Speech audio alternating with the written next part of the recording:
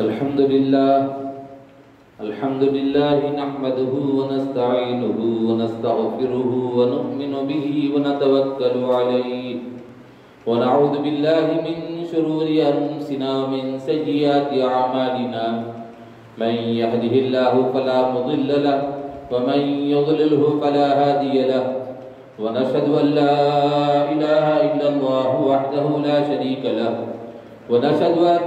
سيدنا ونبينا ومولانا محمدا عبده ورسوله صلى الله تعالى عليه وعلى آله وأصحابه وبارك وسلم تسليما كثيرا أما بعد فأعوذ بالله من الشيطان الرجيم بسم الله الرحمن الرحيم إنك لعلى خلق عظيم صدق اللہ العظیم۔ بزرگان محترم، برادران اسلام اور عزیز نوجوان ساتھیوں، اس وقت میں کچھ تذکرہ نبی کریم صلی اللہ علیہ وسلم کی ذات اقدس سے متعلق کیا جائے گا کہ اس روئے زمین پر اللہ تبارک تعالیٰ نے جس ذات اقدس کو مکرم معظم بنا کر بھیجا ہے وہ ذات عالی سرور کون و مکا تاجدار انبیاء محمد رسول اللہ صلی اللہ علیہ وسلم کی ذات ہے، جن کو اللہ رب العزت نے بے عیب پیدا فرمایا، ہر اعتبار سے، خوبصورتی کے اعتبار سے، جسمانی اعتبار سے، اخلاق کے اعتبار سے، کردار کے اعتبار سے، ہر اعتبار سے اللہ رب العزت نے آپ کو بے عیب بنا کر دنیا میں بھیجا ہے۔ اس کائنات کے اندر مردوں میں خوبصورتی کے اعتبار سے، جسمانی خوبصورتی کے اعتبار سے نبی کریم صلی اللہ علیہ وسلم کو سب سے اچھا بنایا۔ عورتوں میں اماں جان سب کی، یعنی اس کائنات میں جتنے انسان ہیں سب کی ماں حضرت حوا علیہ السلام کو بنایا، اور نبی اکرم صلی اللہ علیہ وسلم کو جس اعتبار سے خوبصورتی میں، جسمانی اعتبار سے اچھا بنایا، ہر معاملے میں آپ کو اچھا بنایا۔ آپ کے کردار کے اعتبار سے بھی آپ پر کوئی انگلی نہیں اٹھا سکتا، اور آپ کی ذات عالی بے عیب ہے، اور اللہ تبارک تعالیٰ نے آپ کو افضل بنا کر دنیا میں بھیجا، اکرم بنا کر دنیا میں بھیجا، سب سے اعلیٰ اور اشرف بنا کر دنیا میں بھیجا۔ آپ سے اچھی ذات دنیا میں کوئی نہیں آئی۔ اللہ تبارک تعالیٰ کے بعد سب سے اچھی اگر کوئی ذات عالی ہے جو بے عیب ذات ہے، وہ سرور کون و مکان تاجدار انبیاء محمد رسول اللہ صلی اللہ علیہ وسلم کی ذات عالی ہے۔ کسی شاعر نے کہا ہے کہ بعد از خدا بزرگتوی قصہ مختصر، اللہ تبارک تعالیٰ کے بعد سب سے بزرگ ترین جو ذات عالی ہے وہ سرور کون و مکان تاجدار انبیاء احمد مجتبی محمد مصطفیٰ صلی اللہ علیہ وسلم کی ذات عالی ہے۔ یہ دنیا میں بعض لوگ آپ صلی اللہ علیہ وسلم کے ذات عالی پر نعوذ باللہ کچھ کہنے کی جرات کر رہے ہیں، گویا کہ یوں سمجھیے کہ وہ چاند پر تھوکنے کی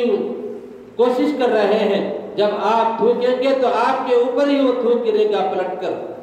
اور وہ بےہودے اور ملعون اور منحوس لوگ جو نجس قسم کے لوگ ہیں وہ سرکار دو عالم صلی اللہ علیہ وسلم کی ذات اقدس کے بارے میں طرح طرح کی باتیں کر رہے ہیں۔ اور آپ کو معلوم ہونا چاہیے، ہر مسلمان کو، ہر انسان کو یہ بات کا علم ہونا چاہیے کہ عرب کے سرزمین میں اس وقت میں 9 سال کی عمر ہو یا 6 سال کی عمر ہو، ایسی لڑکیوں سے رشتہ کیا جاتا تھا، اور اس سے پہلے بھی ہوتا رہا، اس کے بعد بھی یہ چلتا رہا۔ ہمارے اس ملک کے ہندوستان کے اندر اس سے بھی چھوٹی چھوٹی لڑکیوں کے نکاح ہو جاتے ہیں، اور اس کو नाउज़ बिल्लाह गलत तरीके से बयान करना, ये बिल्कुल ऐसी गलत बात है कि जिसकी नकीर करे बगैर हम नहीं रह सकते, जिसकी हम जितनी भी मजम्मत करें कम है। और ऐसे लोग जो करते हैं वो सिर्फ और सिर्फ आलेकार होते हैं दूसरों के कहने पर, और अपने आप को सस्ती शोहरत के खातिर अपने आप को कुछ बड़ा बताने के खातिर करते हैं। लेकिन याद रखो, अल्लाह तबारक तआला ने जिसको इज्जत देता है उसको कोई यानी कम, उनकी इज्जत में कोई कमी नहीं ला सकता। अल्लाह तबारक तआला ने आपको वो इज्जत अता फरमाई, वो मकाम आपको अता फरमाया कि आप आनन पानन इस जमीन से आप वहां से काबतुल्लाह से लेकर आप बैतुल मुक़द्दस तक पहुंचे, और वहां से लेकर आप आसमान पर गए, दूसरे आसमान पर, तीसरे आसमान पर गए, चौथे आसमान पर, यहाँ तक कि सिदरतुल मुंतहा तक पहुंचे, और उसके बाद अर्श मुअल्ला पर गए और अल्लाह तबारक तआला से आपने मुलाकात की, जिसको अल्लाह रब्बुल इज्जत ने कुरान करीम में तज़किरा फरमाया है, सुब्हानल्लज़ी अस्रा बिअब्दिही लैलन मिनल मस्जिदिल हराम इलल मस्जिदिल अक़सा अल्लज़ी बारकना हौलहु लिनुरियहु मिन आयातिना। ये अल्लाह तबारक तआला ने कुरान करीम में इरशाद फरमाया। अल्लाह ने आपको सबसे ऊंचा मकाम अता फरमाया, आपको बुलंदी अता फरमाई, और ऐसी सरजमीन पर आपका यानी अखलाक का लोहा लोगों ने माना जहां की सरजमीन पर कोई आदमी हुकूमत करने के लिए तैयार नहीं होता था, और वहां पर जितनी कमियां हो सकती थी उनके अंदर सारी कमियां पाई जाती थी, यहाँ तक कि वो लोग आपस में लड़ने के साथ साथ और नाच गाना बजाना होता था, लड़कियों को नचाया जाता था, और ऐसे माहौल में कि अगर किसी के घर में लड़की पैदा होती तो लड़की को जिंदा दरगौर किया जाता था और जिंदा दफन किया जाता था। लेकिन रसूल करीम सल्लल्लाहु अलैहि वसल्लम के आने के बाद औरतों को इज्जत मिली, और जिस घर में लड़की पैदा होती है उस घर को इज्जत की निगाह से देखा जाने लगा। और ये लोग जो थोड़े से हैं, ज्यादा नहीं है, इन्हें जरा भी एहसास नहीं है कि इस हिंदुस्तान के अंदर सती की रस्म थी। पहले शौहर मरता तो बीवी से कहा जाता कि तू भी उसके साथ मर जा और उसके साथ आग में जल जा, ये कहकर उसको बना संवार कर सजा कर शौहर के साथ आग में जलाया जाता था। ये तो एहसान माने इस्लाम का, ये तो एहसान माने दीन मोहम्मदी का, ये तो एहसान माने सरकार दो आलम सरवर कौन मका ताजदार अंबिया मोहम्मद रसूलुल्लाह सल्लल्लाहु अलैहि वसल्लम का, कि जिनके आने के बाद औरत को इज्जत मिली। और कहा गया कि शौहर अगर मरता है तो उसको मर जाए चला जाए, लेकिन उसकी औरत को जीने का हक है, जब तक कि उसको मौत ना आए उस वक्त तक दुनिया में जिएगी, रहेगी, खाएगी, पिएगी। और उसके बाद ये कहा गया अगर बेवा है तो किसी और से शादी करके अच्छी जिंदगी गुजारे। ये तो इस्लाम की देन है, इस्लाम की वजह से ये चीज मिली, और उन्हीं पे आज कीचड़ उछाला जा रहा है, उन्हीं के बारे में बुरा भला कहा जा रहा है। अरे कमबख्तों, जरा सोचो, गौर करो कि तुम्हें पता नहीं कि उनके मुखालिफिन ने भी उनके अखलाक का लोहा माना है। किरदार की वजह से लोग इस्लाम में दाखिल हुए, तलवार की नोक पर कभी भी इस्लाम नहीं फैला, अखलाक की वजह से, किरदार की वजह से इस्लाम फैला है। और उसको याद रखो, वो वाक़े को, जबकि एक आदमी दुश्मन था और फिर वो इलाके से जो इस्लाम से नफरत करता था, दूर दराज रूम के इलाके से चलता हुआ आया, और आने के बाद वहां पर जब मक्कतुल मुकर्रमा पहुंचा तो इत्तेफाक से अबू जहल से मुलाकात हुई। तो अबू जहल ने कहा कहां से आए हो? कहा कि फलां जगह से आया हूं। क्यों आए हो? मैं मोहम्मद से मिलने के लिए आया हूं। तो अबू जहल ने कहा कि तुम वहां से इस मकसद से लिए आए हो और उनसे मुलाकात ना करो, अगर तुम मुलाकात करोगे हो सकता है तुम भटक जाओ, मुलाकात ना करो, ये कहा। एक दिन चला गया, 2 दिन चला गया, तीसरे दिन उसके दिल में आया कि मैं उतनी दूर से یہ مقصد لے کر آیا ہوں، مجھے ملاقات کرنا ہے، کوئی اور مقصد نہیں۔ ان کے چرچے ہم نے سنے ہیں، لوگ ان پر فریفتہ ہوتے جاتے ہیں، لوگ ان کے نام لینے کے ساتھ ساتھ ان کے حکم کی تعمیل کرنے میں سبقت کرتے ہیں، آگے بڑھتے ہیں۔ وضو کا پانی نیچے گرنے نہیں دیتے، وضو کا پانی جب نیچے گر رہا ہوتا ہے اس پانی کو لے کر اپنے چہروں پر، اپنے بدن پر مل لیتے ہیں۔ پسینے کے اندر خوشبو ہوتی ہے جو گلاب جیسی خوشبو ہوتی ہے، تو ایسے انسان سے ہم کو ملنا چاہیے، یہ سوچ کر میں آیا ہوں۔ اور یہ کمبخت ابو جہل مجھ سے کہہ رہا ہے کہ تم ملاقات نہ کرو، تو اس نے ٹھان لیا کہ کسی بھی طریقے سے ملاقات کرنا ہے، ملاقات کرے بغیر واپس نہ جاؤں گا میں، یہ سوچ لیا اس نے۔ اور جہاں پر قیام تھا وہاں سے باہر نکلا، جیسے ہی باہر نکلا پھر ملاقات ہو گئی ابو جہل سے۔ ابو جہل نے پوچھا کہ بھئی کیا ہے، کیا ارادہ ہے؟ کہا کہ بھائی میں اپنے علاقے سے چلا ہوں اس مقصد سے کہ میں محمد سے ملاقات کروں صلی اللہ علیہ وسلم، اور تم کہہ رہے ہو کہ مت ملو، اور میرے بغیر میں کیسے جاؤں؟ تو اس وقت میں ابو جہل نے کہا ہاں ہاں ٹھیک ہے مل لو، لیکن ان سے بات نہیں کرنا، کچھ پوچھنا نہیں، خاموش جانا اور دیکھ کر واپس آ جانا، یہ کہا۔ اس نے کہا یہ مجھے منظور ہے، یہ اس کے لیے میں تیار ہوں۔ چنانچہ وہ شخص گیا ملاقات کے لیے، جیسے ہی پہنچنے کے بعد وہاں پر دیکھا نبی کریم صلی اللہ علیہ وسلم وہاں پر جلوہ فروز ہے، آپ کا چہرہ چمک رہا ہے، ذرا 14ویں رات کی چاندنی کی طرح، چاند کی طرح آپ کا چہرہ چمک رہا ہے۔ سارے صحابہ ٹکٹکی باندھے آپ کے چہرے انور کو دیکھ رہے ہیں، اور سارے صحابہ جب حضور کی نظر پڑتی ہے تو اپنے نظریں نیچی کر لیتے ہیں، جب حضور دوسری طرف دیکھتے ہیں ٹکٹکی باندھے سرور کون و مکہ کو دیکھتے ہیں۔ جب یہ منظر اس نے دیکھا اور دیکھا کہ اتنا خوبصورت چہرہ جو کبھی زندگی میں دیکھا نہیں، دیکھنا تو دور کی بات، کبھی سوچا بھی نہیں کہ اتنا خوبصورت چہرہ ہو سکتا ہے۔ حسان ابن ثابت نے کہا ہے کہ خلقت مبرئا من کل عیب، کہ آپ سارے عیبوں سے پاک پیدا کیے گئے۔ اور اسی شاعر نے کہا ہے کسی ماں نے ایسے خوبصورت بچے کو نہیں جانا، اور پھر یہ شاعر کہتا ہے کہ وہ ایسا لڑکا تھا، ایسا انسان تھا جو اپنی مرضی سے اپنے آپ کو بنا کر دنیا میں آیا ہو، ایسا خوبصورت چہرہ سامنے ہے۔ اور ان کے چہرے کی تمازت اور چہرے کی خوبصورتی، وہ ساری چیزوں کو اس شخص نے دیکھا، اور صحابہ اکرام کا جو آپ کا احترام کر رہے تھے اس عمل کو بھی دیکھا، تو آگے بڑھا اور آگے بڑھ کر کہنے لگا اے محمد مجھے مسلمان بنا دو، اے محمد مجھے مسلمان بنا دو، کلمہ پڑھ کر آپ کے حلقے میں اور آپ کے چاہنے والوں میں مجھے داخل کر لو۔ چنانچہ سرکار دو عالم صلی اللہ علیہ وسلم نے کلمہ پڑھایا اور اسلام میں داخل ہو گئے۔ اب جب باہر نکلا وہ شخص ٹوہ میں لگا ہوا تھا ابو جہل جیسے ہی ٹوہ میں لگا ہوا تھا، باہر نکلتے ہی پکڑ لیا اور کہا پوری انکوری لیتا رہا، جاسوس کو لگا رکھا تھا اس نے، اور انکوری لیا اور اسے پتا چلا کہ یہ تو آدمی ایسا ہے جس نے بات بھی نہیں کی، کچھ پوچھا نہیں، سوال نہیں، جواب نہیں، کچھ بھی نہیں، اور آگے بڑا کلمہ پڑھ کر مسلمان ہو گیا۔ تو اس وقت میں ابو جہل نے کہا تم عجیب آدمی ہو،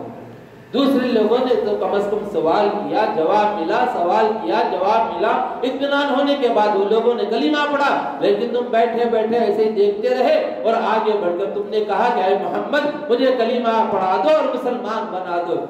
تو اس وقت میں وہ شخص کیا کہتا ہے سننے کے قابل ہے، غور سے سنیے، توجہ چاہتا ہوں میں آپ کی۔ اس شخص نے کہا اے ابو جہل کان کھول کے سن لے، میں گیا تو اسی ارادے سے تھا کہ وہاں جا کر صرف بیٹھ کر آ جاؤں، لیکن جیسے ہی میں نے جا کر دیکھا کہ اتنا خوبصورت چہرہ ہے وہاں پر، جب مسکراتے ہیں تو سامنے کے دو دانت نظر آتے ہیں، اور نہ دانتوں کا عالم یہ ہے کہ رات کی تاریکی میں آپ جب مسکراتے ہیں تو دانتوں کا عکس دیوار پر پڑتا ہے، اور اندھیرا کمرہ ہے، اور اندھیرے کمرے میں جاتے ہیں تو اس کے اندر آپ کے چہرے انور کی وجہ سے روشنی پھیلتی ہے۔ یہ چہرے کو میں نے دیکھا تو دل نے میری اندر سے گواہی دی کہ اے شخص اتنا اچھا خوبصورت چہرے والا جھوٹا نہیں ہو سکتا۔ جب میرے دل نے گواہی دی تو میں آگے بڑھا اور کلمہ پڑھ کر مسلمان ہو گیا۔ اور ایسے شخص کے بارے میں لوگ ان پر کیچڑ اچھالنے کی باتیں کرتے ہیں، ایسے تو گدھے بہت آپ کو ملیں گے، ان انکر الاصوات لصوت الحمیر، قرآن کریم میں اللہ نے فرمایا سب سے خراب ترین جو پکار آواز ہے وہ گدھے کی ہے۔ ایسے ملون گدھے راجا سنگھ کی جیسے بہت آپ کو ملیں گے، یہ گدھے پکارنے والے آپ کو، شروع سے چلتا رات سے نہیں ہے، نیا نہیں ہے۔ اور ماشاءاللہ ہمارے نوجوان جیالوں نے ان کے جذبے کو سلام کرتا ہوں، انہوں نے ڈٹ کر اس کے خلاف احتجاج کیا، لاٹھی چارج کیا گیا، اس کی کوئی پرواہ نہیں کی، کوئی قیادت بھی نہیں تھی، اس کے باوجود تنہا نکل گئے۔ اور جو جس کو محبت ہوتی ہے کسی سے تو وہ نہیں دیکھتا کہ کون ہمارا ساتھ دے رہا ہے، کون ہمارا ساتھ نہیں دے رہا ہے، یہ نہیں دیکھتا، بس اس کی یاد میں دیوانہ وار پروانہ وار چلا جاتا ہے۔ ہمارے حیدرآباد کے نوجوانوں نے یہ ثابت کر دیا کہ ہم حضور کی محبت میں دیوانہ وار پروانہ وار نکل جاتے ہیں، ہمیں کسی کی ضرورت نہیں ہے، مجھے میرا رب کافی ہے، حسبی اللہ، میرا رب مجھے کافی ہے، یہ کہہ کر نکل گئے۔ چنانچہ اللہ تبارک تعالیٰ نے کیا کیا، اس کا نتیجہ یہ نکلا کہ پھر دوبارہ اس کو طریقے سے گرفتار کیا گیا، اور یہ تو ہمارا جذبہ رہا، ہم نے کیا۔ لیکن دوستوں بزرگوں، یہیں پر بات ختم نہیں ہوتی، اس کے لیے باقاعدہ کیس لڑنا ہے، لڑنے والے لڑیں گے، لیکن ہم مسلمان ہیں، مسلمان ہونے کی حیثیت سے ہم کو کچھ کرنا ہے، یہ صرف دعوے کرنے سے کام نہیں بنے گا، اور آپ کے طریقے کے مطابق زندگی گزارنے کی کوشش کرنا ہے۔ محبت کے دعوے تو اپنی جگہ ہے، آپ سے محبت ایمان کا جز ہے، بغیر محبت کے آپ کے طریقے پہ انسان نہیں چل سکتا، مسلمان نہیں چل سکتا، تو آپ سے محبت تو ہونا ایمان کا جز ہے، لیکن یہ بھی یاد رکھو دوست اور بزرگوں، آپ کے طریقے پر چلنا یہ عین ایمان ہے،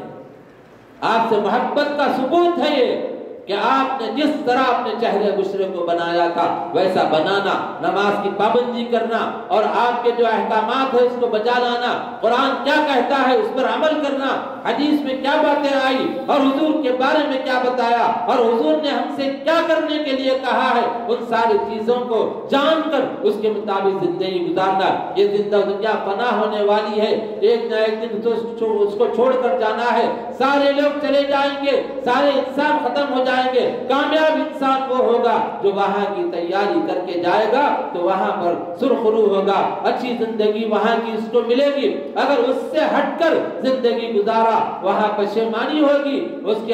قبر جو جنت کے باغوں میں سے باغ نہیں بنے گی بلکہ دوزخ کے گڑھوں میں سے گڑھا بن جائے گی، اور وہاں پر عذاب جو ہوگا وہ گنہگار کو ہوگا۔ اگر نیک بندہ ہے اور شریعت کی پابندی کرتا ہے، سرکار دو عالم صلی اللہ علیہ وسلم کی اتباع کرتا ہے تو وہاں سکون کی زندگی گزارے گا۔ منکر نکیر جب آ جائیں گے قبر میں، آ کر سوال کریں گے من ربو کا، تیرا رب کون ہے، ماں دینوں کا، تیرا دین کیا ہے، اور جب اس سے پوچھیں گے کہ یہ کون ہے، حضور کو بتا کر پوچھا جائے گا تو اگر صحیح جواب دے گا تو اس وقت میں فرشتے کہیں گے جیسے نئی نویلی دلہن اپنے کمرے میں آنے کے بعد سو جاتی ہے سکون سے، ویسا سو جا قیامت تک کے لیے، یہ کہہ کر اس کے لیے وہاں جنت سے کھڑکیاں کھل جاتی ہیں، ٹھنڈی ٹھنڈی ہوائیں، خوشبوئیں اس کو آتی رہتی ہے، آرام سے سوتا رہتا ہے، یہ کہہ کر اس کو چلے جائیں گے۔ نیک آدمی کے لیے ایسا ہوگا، گنہگار اگر ہے تو قبر کہتی ہے اس سے اے گنہگار تیرا آنا بڑا ہی نامبارک ہو، تیرا آنا بڑا ہی نامبارک ہو، یہ کہہ کر دونوں جانب سے دبانا شروع کرتی ہے۔ قبر اتنا دباتی ہے کہ سرکار دو عالم صلی اللہ علیہ وسلم نے اپنے دونوں ہاتھ کی انگلیوں کو ایک دوسرے میں ڈال کر بتایا، پھسلیاں آپس میں ایک دوسرے میں ایسا گھس جائیں گی، اتنا دبائے گی دونوں طرف سے۔ اس لیے دوست اور بزرگوں، آخرت کی تیاری کرنا ہے، حضور اکرم صلی اللہ علیہ وسلم کی کامل اتباع کی کوشش کرنا ہے۔ اللہ تبارک تعالیٰ نے حضور کے ذریعے سے فرمایا اے حبیب، اے محمد آپ کہہ دیجئے قل ان کنتم تحبون اللہ فاتبعونی کہا،